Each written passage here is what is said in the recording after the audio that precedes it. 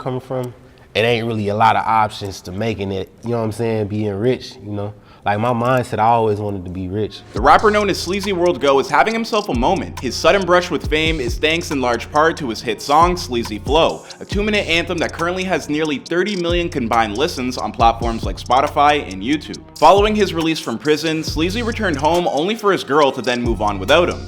This inspired him to embrace his sleaze like never before and became the catalyst for his hip-hop career. To hear him tell it, his music was a release from years of pent-up isolation and anger.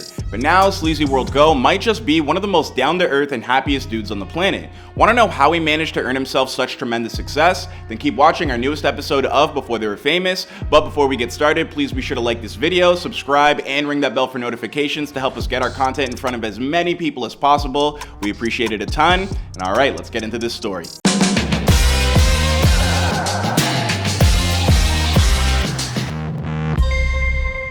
SleazyWorld Go has seen his name blow up over the past year and a half. And while he's kept his government name on the down low, he's still been kind enough to share a large portion of his story over these past few months. For instance, SleazyWorld Go was born under the star of Capricorn on January 17, 1998. He came into this world in Grand Rapids, Michigan, which is where he spent the first 13 years of his life on the 2100 block of Horton Avenue. Growing up in a family of 6 other siblings where he was the 3rd youngest, Sleazy recalls his original neighborhood as one giant community. There would be barbecue cookouts in the summer months and everybody knew each other's names. Sometimes he and his siblings would hop on their bikes and just ride around the block, oftentimes getting into fist fights and partying with older kids long before they should have been doing those types of things. In fact, Sleazy says that his place in Michigan was known as the party house, thanks large in part to the trampoline that they kept in their backyard for which kids from all over the neighborhood would show up to use. Around that same time, Sleazy became a teenager. His mom decided that she needed a new environment, so she packed up the family and moved to Kansas City, Missouri. Rather than be resentful over this big life change, Sleazy embraced it and came to love Kansas City almost as much as he loved Grand Rapids. Really the support from the cities,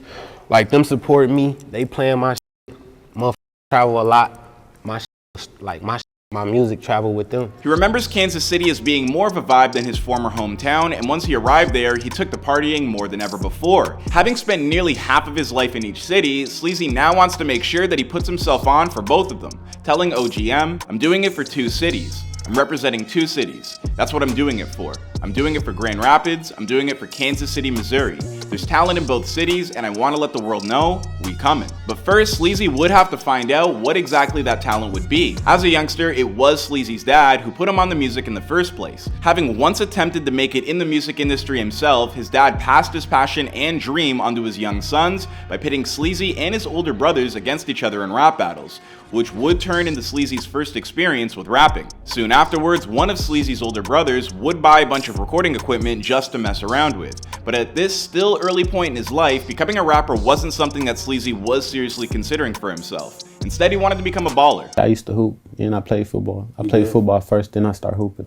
That's what's up, man. What position did you play in basketball? Point guard, and I was a running back in football. Eventually, Sleazy came to the realization that while he was good at playing basketball, he wasn't the best. It also didn't help that his mom wasn't about to pay for him to start participating in any tournaments. So he put that dream to the side and started looking for a new one.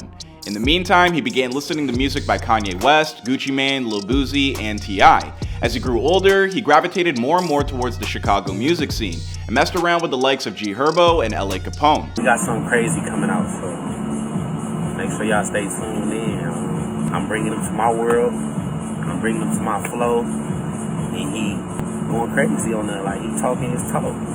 But while he respected everything these young talented artists brought to the game, he never particularly wanted to sound like any of them. Instead, he was more determined to find his own voice. Now, around 2017 is when he says he first got serious about making music professionally.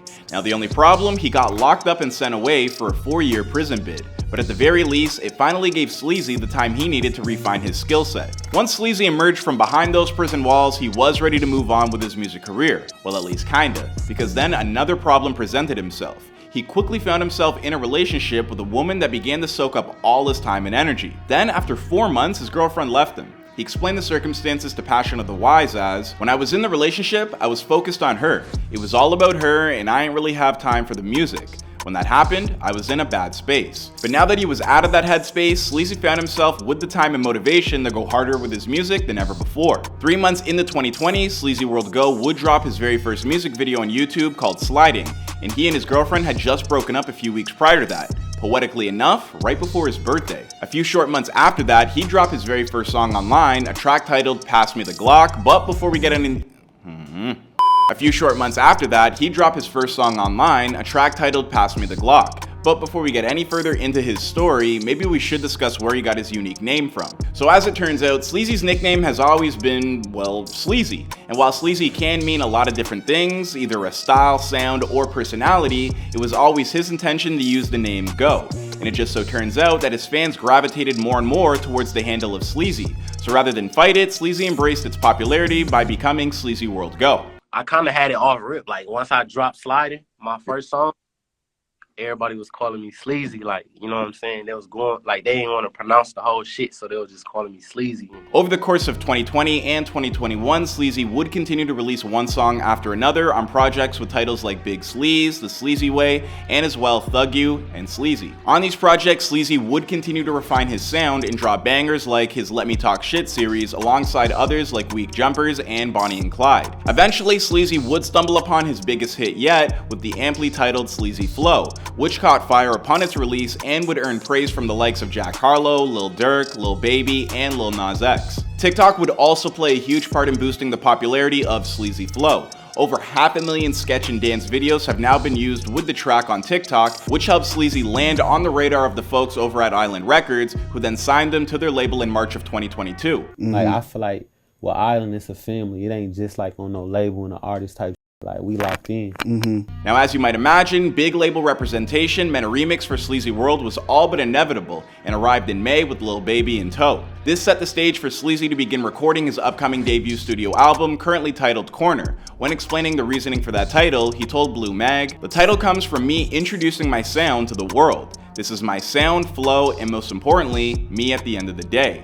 The title Corner is me telling the world to come here, listen to this new wave and new sound of music." Now, I think it's pretty evident from listening to that one quote alone that SleazyWorld Go is taking himself and his artistry way more serious than ever before. And with everything that he's accomplished to this point, I have no doubt that he's going to continue leaving his mark. But as for what that will look like specifically, well, that's a story for another time and another place. I mean, after all, this is before they were famous. Thanks everybody for watching. My name is Clyde Smith. Please take a moment to like, subscribe, and ring that bell if you haven't done so already. We appreciate every last bit of help. And if you enjoyed this story, why not check out some other entries in this series like Crip Mac, Shy K, and Big Boss Vet. Otherwise, don't forget to leave some other names of other artists you'd like to see profiled in the comments down below, and I'll see you guys in another video.